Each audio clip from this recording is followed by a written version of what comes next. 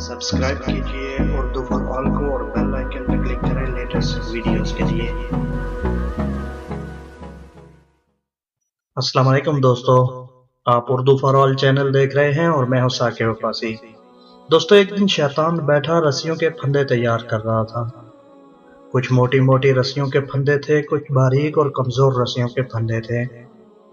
वहां से एक इल्म वाले का गुजर हुआ तो उसने शैतान से पूछा, अरे ओ दुश्मन इंसान, ये क्या कर रहे हो? शैतान ने सर उठाकर देखा और अपना काम जारी रखते हुए बोला, देखते नहीं हजरत, इंसानों को काबू करने के लिए फंदे तैयार कर रहा हूँ।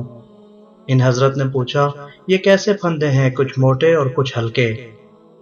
शैतान ने जवाब दिया, ये फंदे इन लोगों के लिए हैं जो शैतान की बातों में नहीं आते, लिहाजा मुख्तलिफ किस्म के फंदे तैयार करने पड़ते हैं।